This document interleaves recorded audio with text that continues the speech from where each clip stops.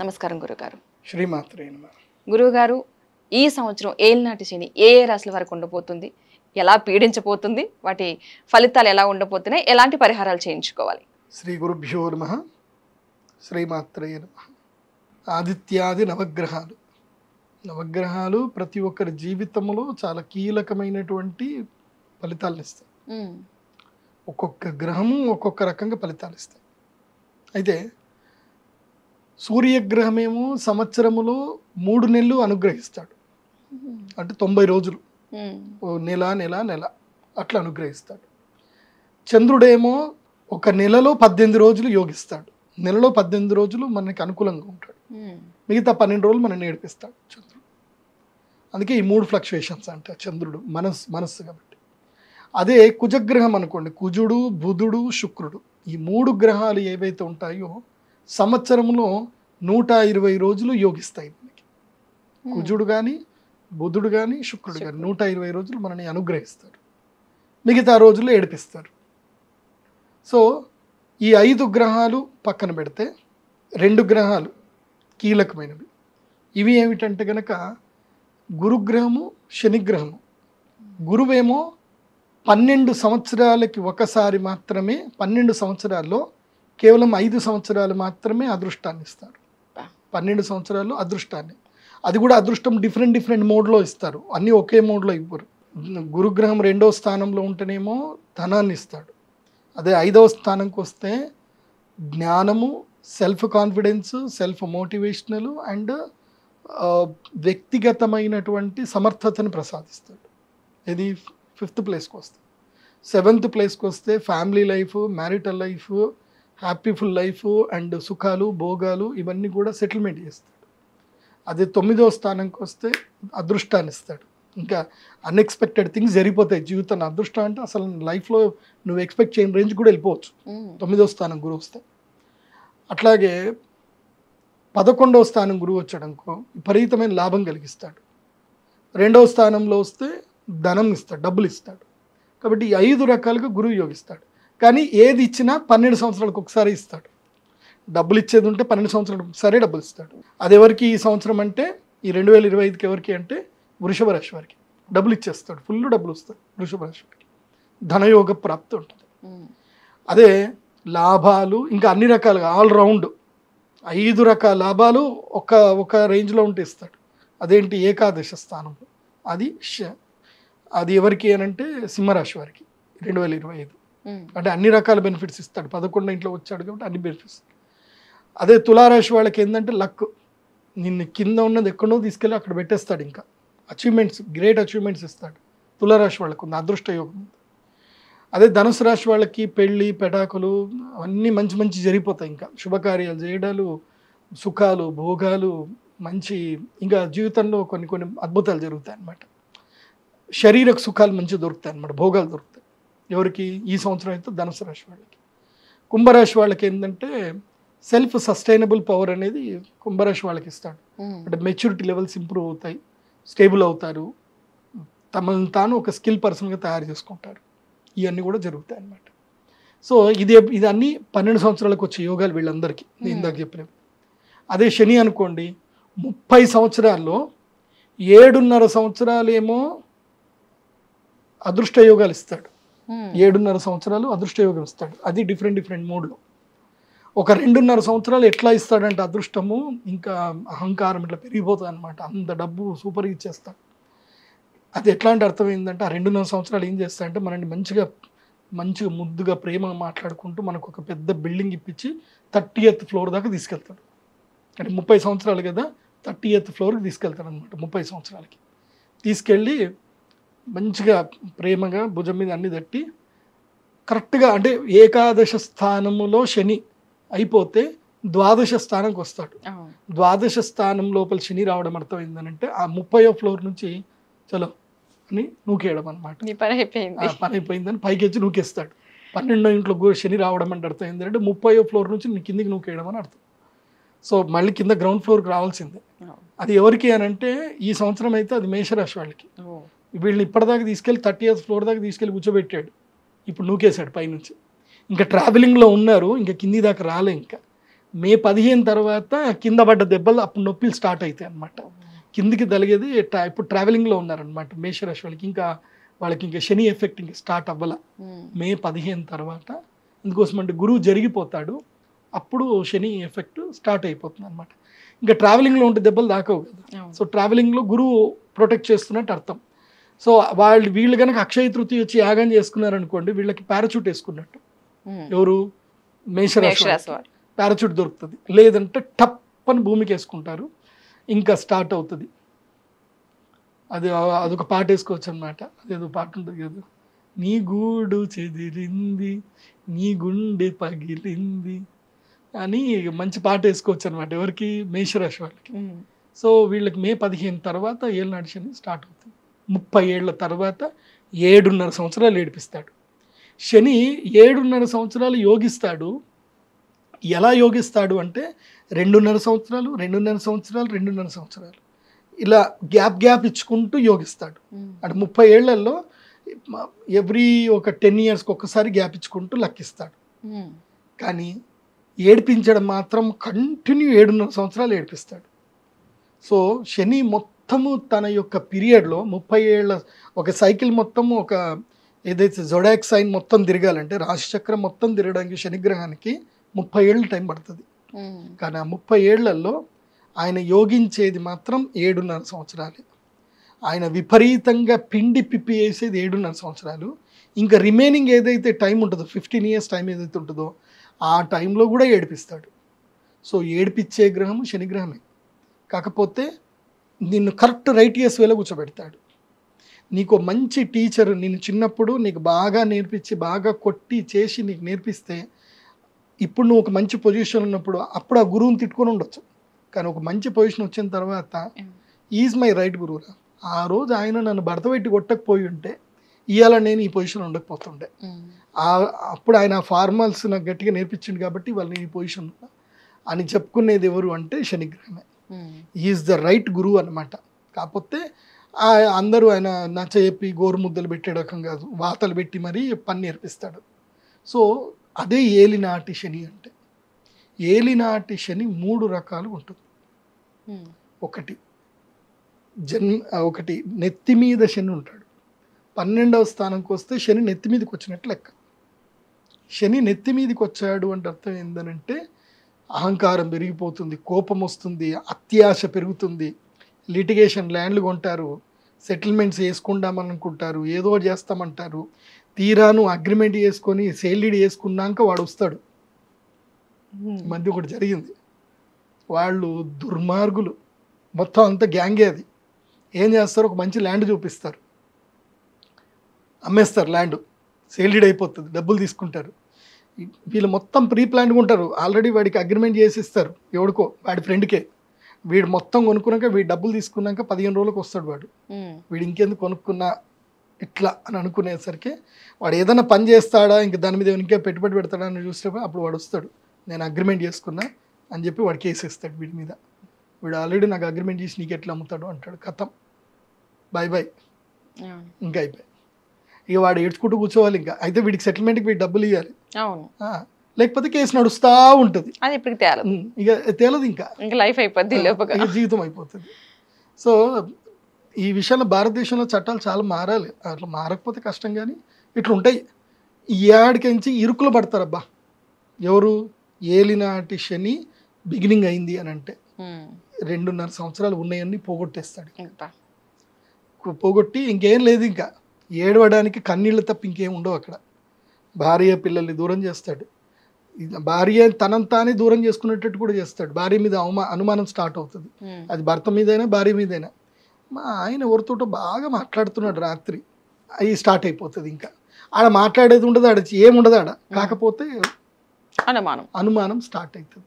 ఎవరు ఆవిడ? ఎవరు? దాదాపు మగవాళ్ళ జీవితంలో 100కి 90% మగవాళ్ళ జీవితంలో ఇదో క్వశ్చన్ ఉంటుంది, ఎవరు ఆవిడ? ఆవిడ ఎవరో ఎవరికి పాపం వాళ్ళకు కూడా తెలియదు. ఆ 90లో 80 మందికి తెలియదు ఆవిడ ఎవరు, వాళ్ళకి తెలియదు. కానీ ఆవిడెవరు? ఎవరు ఆవిడ? ఆవిడెవరో పాపం వీళ్ళకి తెలియదు, ఆవిడకి తెలియదు. కానీ ఆవిడ అనే మాత్రం ఉంటుంది, ఫోన్లో మాట్లాడుతుంది ఆవిడ, మెసేజ్లు చేస్తుంది, ఆవిడ ఎవరో మాత్రం తెలియదు, పాపం వాళ్ళకు కూడా తెలియదు. సో ఈ ఆవిడ అనేది వచ్చి వాళ్ళ జీవితం మొత్తం ఆవిరైపోతుంది. కాబట్టి ఇది ఏలినాటి శనిలో జరిగేటువంటి ఫస్ట్ ఇంపాక్ట్ 2.5 సంవత్సరం జరిగే ఫస్ట్ ఇంపాక్ట్స్ అన్ని ఇట్లనే ఉంటాయి. అనుమానం రావడము, కుటుంబం కలహాలు రావడము, అన్నదమ్ముల మధ్యన వైరం రావడము, ఉద్యోగాలు పోవడం ఇట్లా జరుగుతాయి. ఇంకా రిమైనింగ్ 2.5 సంవత్సరాలు ఉంటుంది. అప్పుడు ఉంటుంది ఎవరికి ఫోన్ చేసినా సరే నీ ఫోన్ లిఫ్ట్ చేయాలంటే భయపడతారు ఇంకా వాళ్ళు. వీడికి ఏదో వచ్చిందిరా, వీడు ఫోన్ చేస్తున్నాడు, వీడు డబ్బులు అడుగుతాడు, వాడికి ఫోన్ చేస్తే లిఫ్ట్ చేయకరా మామ అని చెప్పుకుంటారు. ఇంకా ఫోన్ లిఫ్ట్ చేయరు ఎవరు, చుట్టాలు పెళ్ళిళ్ళకి పిలవరు, దేనికి ఇది రాదుగా. అప్పుడు ఏమైపోతుందంటే నీ వాళ్ళు ఎవరు, నీకు కాని వాళ్ళు ఎవరు తెలిసిపోతుంది. ఇప్పుడు కష్ట సమయంలో మిత్రుణ్ణి భార్యని పరీక్షించాలట. డబ్బు లేనప్పుడు మిత్రుణ్ణి భార్యని పరీక్షించాలట. నీ దగ్గర డబ్బు లేదనుకో భార్య కూడా నీతో ఉండదు, వెళ్ళిపోతుంది. వీడి జీవితాన్ని ఇంకా వీడు బాగుపడడు, వీడి ఇంతే, వీడితో ఉంటే నా జీవితం మొత్తం నాశనం అయినట్టే అని వెళ్ళిపోతారు. కామన్గా ఏంటంటే ఇంకా వీడితో నాకు సుఖం లేదనుకొని కొంతమంది ఉండరు, ప్రాక్టికల్గా ఆలోచించుకొని పోతారు. కానీ కొంతమంది జీవితంలో ఏం జరుగుతుందంటే అట్లాంటి మూమెంట్లో పోయిన తర్వాత ఏలినాటి శని పోయిన తర్వాత వాడికి అదృష్టం వస్తుంది. వాడు పొజిషన్కి వెళ్ళిపోయి వాడు కోట్లు సంపాదిస్తాడు కదా, అప్పుడు ఏడ్చుకుంటూ కూర్చుంటుంది వీడిని మిస్ చేసుకున్నా కదా అని. అట్లాంటివి ఈ సంవత్సరంలో ఇది మిడిల్ గ్యాప్లో 2.5 సంవత్సరాలు జరుగుతాయి. ఆ టైంలో కంట్రోల్ చేసుకోవాలి. మిత్రుల్ని శత్రువులు ఎవరు అనేది మనకు తెలిసిపోతుంది. ఇక్కడ ఏంటంటే శని మనకి మొత్తం నేర్పించేస్తాడు, ప్రపంచాన్ని 2 చేసేస్తాడు. చూడండి, గెలిచినప్పుడు నువ్వెవరో ప్రపంచానికి పరిచయం అవుతావు, కానీ నువ్వు ఓడిపోతే నీకు ప్రపంచం పరిచయం అవుతుంది. సో ఓటమి ద్వారా నీకు ప్రపంచం ఏంటో నేర్పించేస్తాడు శని. అప్పుడు తెలుసుకొని మిగతా 2.5 సంవత్సరం లోపల డెవలప్ అవుతాడు, సెల్ఫ్ సస్టైన్ డెవలప్ అవుతాడు, మనిషి స్ట్రాంగ్ అవుతాడు. ఇంకా అప్పుడు నేర్చుకుంటాడు, నో చెప్పడం నేర్చుకుంటాడు జీవితంలో. నో అని చెప్పడం నేర్చుకుంటాడు, దేనికి అవసరమో దానికి ఎస్ అని చెప్పడం నేర్చుకుంటాడు. సో ఏది వదిలిపెట్టాలి, ఏది పట్టుకోవాలి, ఏది వదిలిపెట్టాలి, ఇదంతా ఏలినాటి శని అయినాక తెలుస్తుంది. మంచి గుణపాఠాలు నేర్పిస్తాడు. అన్ని గుణపాలు దింపి మరీ గుణపాఠం నేర్పిస్తాడు, మామూలుగా నేర్పివ్వడు. నా లైఫ్లో నాకు ఏలినాటి శని నేర్పించిన గుణపాఠాలు నేను చాలా నేర్చుకున్నా. మా నాన్నగారు చనిపోయినప్పుడు ఒక్కళ్ళు కూడా, అంటే మా నాన్న చాలా మందికి జ్యోతిష్యం చెప్పారు. Is the famous personality. ఎవడింట్లో పిల్లలు తప్పిపోయినా, ఎవడింట్లో గోదలు తప్పిపోయినా, ఏది ఇంక కష్టం వచ్చినా మా నాన్న దగ్గరికి వచ్చేటాడు. మా ఇంట్లో నిజామాబాద్లో అశోక్ వీధిలో పెద్ద లైన్ ఉండేది, అక్కడ చాయ్ దుకాణం ఉండేది, అన్ని వాళ్ళందరూ బతికేటోళ్ళు, మా నాన్న పేరు చెప్పుకొని బతికేటోళ్ళు. ఎందుకోసం అంటే జనాలు అట్లా లైన్ కట్టేటోళ్ళు, అంత రష్ ఉండేది. మేము ఫీజులు ఏముండేది కాదు, ఎవడు ఇష్టం వచ్చింది వాడు 10 రూపాయలు 5 రూపాయలు పంచాంగం మీద పెట్టేటోళ్ళు. నా లైఫ్లో మా నాన్న పక్కన నేను కూర్చున్నట్టు జ్యోతిష్యం చెప్పి చూస్తుండే, ఎవడు ఎంత పెడతాడు అని చూసేవాడు. ఎందుకోసం అంటే నేను కూడా ఎత్తుకుపోయేటోండి అనమాట మధ్యలో. సో 5 రూపాయలు 10 రూపాయలే, 100 రూపాయలు పెట్టేటోళ్ళు ఉండరు అసలు. అప్పట్లో 100 రూపాయలు అనేది ఎక్కువ, 100 రూపాయలు 500 ఎవరు పెట్టేదే కాదు. 10 రూపాయలు 20 రూపాయలు. కానీ మా నాన్న డబ్బులు చూసేవాడు కాదు, వాడు పేదవాడు, వాడి కష్టం చూసేవాడు మా నాన్న. కానీ మా నాన్నకి ఎప్పుడైతే హార్ట్ అటాక్ వచ్చి ఆయన బెడ్ మీద పడ్డారో అప్పుడు నా దగ్గర డబ్బులు లేవు, మా అన్న దగ్గర డబ్బులు లేవు. మేము మా నాన్నకి ట్రీట్మెంట్ కూడా చేసుకోలేకపోయినాము, అంత సిచ్యువేషన్ వచ్చింది మాకు. కానీ ఎవరు డబ్బులు ఇవ్వలే, ఎవరు డబ్బులు ఇస్తాడా, ఎవడు మంచిగా ఉన్నాడా, ఏం కథను ఎవడు అడగలే మమ్మల్ని. ఎందుకోసం అంటే డబ్బు ఎవడు అడగడు, ఎవడు అవసరానికి ఎవడు డబ్బు ఇవ్వడు. డబ్బు నీకు నువ్వే సంపాదించుకోవాలి, నీ దగ్గర దాచిపెట్టుకోవాలి. నీకు కష్టం వచ్చింది అని నువ్వు చేయి చాపితే నీకు ఎవడు డబ్బు ఇవ్వడు, గుర్తుపెట్టుకో. నీ కష్టానికి నువ్వే బాధ్యుడివి, కాబట్టి నీ సంపాదన నువ్వే పెట్టుకోవాలి. నీకు కష్టం వస్తే డబ్బు, నువ్వు ఎంత మంచి పనులు చేసినా అవసరానికి డబ్బులు నీకు ఎవడు ఇవ్వడు. ఎందుకోసం అంటే త్రివిక్రమ్ శ్రీనివాస్ తన లైఫ్లో కరెక్ట్ డైలాగులు చెప్తాడు. అదొక సినిమా డైలాగ్ ఉంటుంది, పట్టుకోవడం గొప్పన విడిపోవడం గొప్పన, ఇవన్నీ కథలు చెప్తాడు. చెప్పిన తర్వాత అందరు చప్పట్లు కొట్టిన తర్వాత లాస్ట్కి ఓ పంచ్ డైలాగ్ ఇస్తాడు. ఎవరు? రాజేంద్ర ప్రసాద్. చెప్తే ఈ అబ్బాయి ఎవడు బాగా చెప్తున్నాడంటే, పురాణం ఎంత బాగా చెప్పినా పళ్ళెంలో 10 రూపాయలే ఇస్తారు, క్లియర్గా చెప్పేశాడు అంతే. నువ్వు ఎన్ని మంచి మాటలు చెప్పినా ఎంత చేసినా నీకు క్లాప్స్ కొడతారు తప్ప నీకు కష్టం వచ్చిందని నీ ఇంటికి వచ్చి నీకు ఎవడు హెల్ప్ చేయడు.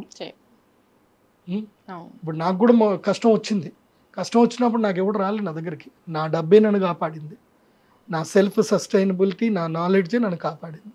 కాబట్టి ఏలినాటి శనిలో మిమ్మల్ని మీరు ప్రొటెక్ట్ చేసుకోవాల్సింది ఒకటే, మీ యొక్క సెల్ఫ్ సస్టైనబిలిటీ మీరు కాపాడుకోవాలి. అండ్ బీ పేషెంట్, ఓపిక్గా ఉండాలి. ఓకే, ఎనిమిటీ పెంచుకోవద్దు. ఏలినాటి శనిలో ఏంటి, ఎనిమిటీ పెంచుకోవద్దు. ఎక్స్క్యూజ్ చేసుకుంటూ వెళ్ళిపోవాలి, మూవ్ ఆన్ అవ్వాలి, నేర్చుకోవాలి. అవును. ఏలినాటి శనిలో ఏం చేయాలి? మూవ్ ఆన్ అవ్వడం నేర్చుకోవాలి. ఉమ్.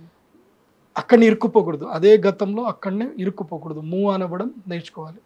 నేను ఈ 5 ప్రిన్సిపల్స్ చెప్తాను ఏలినాటి శని వాళ్ళకి. ఎవరెవరికి ఈ 2025లో ఈ కుంభరాశి, మీనరాశి, మేషరాశి వాళ్ళకి, అదేవిధంగా అష్టమ శని ఉన్నటువంటి సింహరాశి వాళ్ళకి, సప్తమ శని ఉండే కన్యారాశి వాళ్ళకి, అదేవిధంగా అర్ధాష్టమ శని ఉండే ధనుసు రాశి వాళ్ళకి, వీళ్ళందరికీ ఈ 5 ప్రిన్సిపల్స్ చెప్తాను ఈ సంవత్సరంలో. ఈ ఫాలో అవ్వాలి. మిగతా అందరూ కూడా ఫాలో అవ్వచ్చు, కానీ ఇప్పుడు వీళ్ళు ఎక్స్పీరియన్స్ చేస్తున్నారు కాబట్టి 5 ప్రిన్సిపల్స్ ఫాలో అవ్వండి. ఫస్ట్ ఒకటి forget.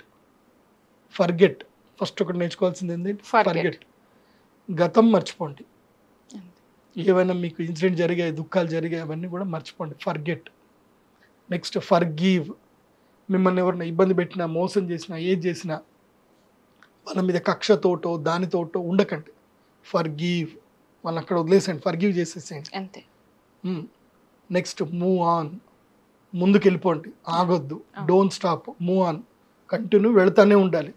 Don't stop your self, పోతానే ఉండాలి. నువ్వు ఇక్కడ మర్చిపోకపోయినా, క్షమించకపోయినా నువ్వు అక్కడనే ఆగిపోతావు. కాబట్టి మూవ్ ఆన్, వెళుతూనే ఉండాలి. Forget, forgive, move on. Okay. Next 4th principle ఏంటి అంటే, ఇది చాలా important. Okay. What I learn today, ఇది ఒకటి నేర్చుకోండి. లర్న్ ఎవ్రీ డే, ప్రతిరోజు ఒకటి నేర్చుకోండి. మీ యొక్క డైరీ తీసుకోండి, డైరీలో ప్రతిరోజు ఒకటే క్వశ్చన్, కానీ ఆన్సర్ మాత్రం వేరే ఉండాలి.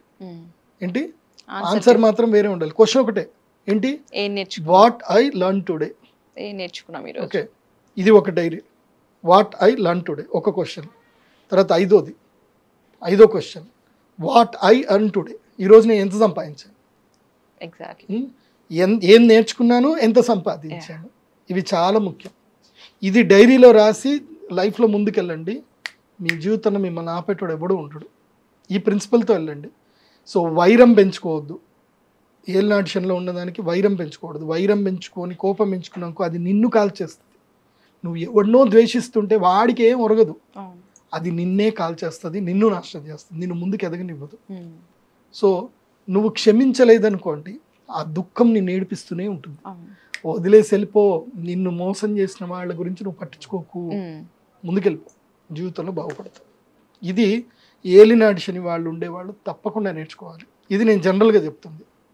మోస్ట్ ఇంపార్టెంట్ థింగ్ ఏం తెలుసా, ఏలినాటి శనిలో చేయాల్సింది ఏంటంటే, మీకు గోరఖ్పూర్ గీతా ప్రెస్ దాంట్లో వెళ్తే మీకు పుస్తకం దొరుకుతుంది. ఇది ఏంటి అంటే హనుమాన్ చాలీసా, చిన్న పుస్తకం దొరుకుతుంది. ఏంటి? చిన్న పుస్తకం దొరుకుతుంది. అదొక పుస్తకం. రెండో పుస్తకం దొరుకుతుంది. సరే, హనుమాన్ చాలీసా చెప్తాను. సో గోరఖ్పూర్ గీతా ప్రెస్లో హనుమాన్ చాలీసా బుక్ దొరుకుతుంది. అది ఎప్పుడు మీ జేబులో ఉండాలి. పొద్దున్న లేచిన టైం దొరికినా, ఏ టైం దొరికినా హనుమాన్ చాలీసా చదువుతూనే ఉండాలి. జయ హనుమాన్ జ్ఞాన గుణ సాగర, జయ కపీశతి లోకవు జాగర, రామదూత తులిత బలదామ, అంజని పుత్ర పవన సుతనామ, మహావీర విక్రమ బజరంగి. ఇలా చదువుతూనే ఉండాలి. హనుమాన్ చాలీసా ఈ పాకెట్లో ఉందనుకోండి, మీకు ఏ నెగిటివ్ రాదు. ఇంకా 7.5 సంవత్సరాలు హనుమాన్ చాలీసా రోజు చదువుతాను ఉండాలి. ఇంకో రెండో పుస్తకం ఉంటుంది, అదేందో చూపిస్తాను. నా దగ్గర కూడా ఉంటుంది. అది నేను ఎప్పుడు పాకెట్లో పెట్టుకుంటా ఉంటాను. ఇదేంటి? శ్రీమద్ భగవద్గీత. ఇంత చిన్న బుక్. ఇది ఎంత? 2 రూపాయలే. చిన్న పుస్తకం. ఇది చిన్న పుస్తకం. గోరఖ్పూర్ గీతా ప్రెస్ వాళ్ళు ఇస్తారు. ఈ పుస్తకం పెట్టుకోవాలి. రోజు ఒక భగవద్గీత శ్లోకం ఒకటి చదువుతూ ఉంటాను. రోజు ఒక శ్లోకం కంఠస్థం చేయాలి. ఇది పెట్టుకోవాలి. దీంట్లో ఒక ఇది ఉంటుంది. దీనిలో రోజు ఒక పేపర్ పెట్టుకోవాలి. రోజు ఒకటి కంఠస్థం చేయాలి. ఇంట్లో పెద్ద భగవద్గీత పుస్తకం పెట్టుకోవాలి. పెట్టుకొని దాని యొక్క ఒక శ్లోకానికి సంబంధించిన మీనింగ్ ఏదైతే ఉందో ఆ మీనింగ్ నేర్చుకోవాలి. ఎన్ని శ్లోకాలు ఉంటాయి దీంట్లో? 700 శ్లోకాలు ఉంటాయి. ఏలినాటి శని ఎన్ని సంవత్సరాలు? 7.5 సంవత్సరాలు. రోజుకో శ్లోకం. 700 రోజుల్లో 700 శ్లోకాలు అయిపోతాయి. ఓకే. మిగతా మళ్ళీ స్టార్ట్ చేయాలి. భగవద్గీత మొత్తం 3 సార్లు చదవండి. ఏలినాటి శని లోపల భగవద్గీత ఇక్కడ ఉంటుంది, ఇక్కడ నోట్లో ఉంటుంది, ఇక్కడ కూడా ఫాలోయింగ్లో కూడా వచ్చేస్తుంది భగవద్గీత. భగవద్గీత చదవడం కాదు, లైఫ్లో ఇంప్లిమెంటేషన్ చేయాలి. కర్మ సిద్ధాంతం నేర్చుకోవాలి. ఏలినాటి శని నేర్పించేది ఏంటి? కర్మ సిద్ధాంతం నేర్పిస్తుంది ఏలినాటి శని. కాబట్టి ఇది నేర్చుకుంటే ఏలినాటి శని మీకు అద్భుతంగా పనిచేస్తుంది. ఏలినాటి శని నెగిటివ్ కాదు, పాజిటివ్ మనకు అన్ని నేర్పిస్తుంది కాబట్టి. నేర్పిస్తుంది. ఇంకొకటి ఉంటుంది, ఇది ఫైనల్. ఇప్పుడు రెండు చెప్పాను కదా, ప్రాక్టికల్ వేలో మీకు డివైన్ ఎనర్జీ చెప్పాను, ఇది చెప్పాను. ఇంకొకటి ఉంటుంది చాలా ఇంపార్టెంట్. ఏలినాటి శని ఉన్న ప్రతి ఒక్కరు కూడా పంచభూత శివలింగాలు దర్శనం చేసుకోవాలి. 12 జ్యోతిర్లింగాలు, పంచభూత శివలింగాలు, ఇవి ఏలినాటి శనిలో దర్శనం ఎవడైతే చేసుకుంటాడో వాళ్ళకి ఏలినాటి శని అదృష్టంగా మారుతుంది. అందులో పంచభూత శివలింగాలు ఒకేసారి దర్శనం చేసుకోవాలి. 12 జ్యోతిర్లింగాలు మీరు మెల్లిమెల్లిగా ఎప్పుడైనా చేసుకోవచ్చు, కానీ పంచభూత శివలింగాలు ఒకసారి ఇంటి నుంచి బయటికి వెళ్ళామంటే ఒకసారి కంప్లీట్ చేసుకొని రావాలి. ఇది బాగా గుర్తుపెట్టుకోండి. ఏవి అంటే పంచభూత శివలింగాలు ఏంటంటే పృథ్వీలింగం నుంచి మొదలు చేయాలి, లేదంటే ఆకాశలింగం నుంచి అయినా మొదలు చేయాలి. పృథ్వీలింగము ఆర్ ఆకాశలింగం రెండు నుంచి మొదలు చేయాలి. సో ఫస్ట్ పృథ్వీలింగం ఏంటంటే కాంచీపురం ఏకాంబరనాథ స్వామి దేవస్థానం పృథ్వీలింగం.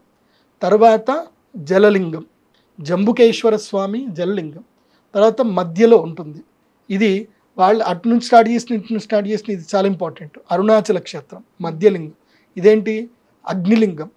ఇక్కడ తప్పకుండా గిరి ప్రదక్షిణ చేయాల్సిందే, ఇది అరుణాచలం దర్శనం చేసుకోవాలి. ఆ తర్వాత శ్రీకాళహస్తి రావాలి, ఆకాశలింగం వాయులింగం ఉంటుంది, శ్రీకాళహస్తి దర్శనం చేసుకోవాలి. ఆ తర్వాత చిదంబర క్షేత్రం వెళ్ళిపోయి చిదంబర స్వామి దర్శనం చేసుకోవాలి. సో అయితే బిగినింగ్ కాంచీపురం చేయాలి, లేదంటే ఫస్ట్ బిగినింగ్లో చిదంబరంకి వెళ్ళిపోవాలి. చిదంబర క్షేత్రంలో ఆకాశలింగ పూజ చేసుకోవాలి, అక్కడ స్ఫటికలింగ పూజ ఉంటుంది. తప్పకుండా స్ఫటికలింగ పూజ చేసుకొని ఆకాశలింగ దర్శనం చేసుకోవాలి. మీరు స్ఫటికలింగ దర్శనం చేసుకోకుండా ఆకాశలింగం చేసుకున్నా అంటే బెస్ట్. తప్పకుండా స్ఫటికలింగ అర్చన మీరు చిదంబరంలో చేసుకోవాల్సిందే.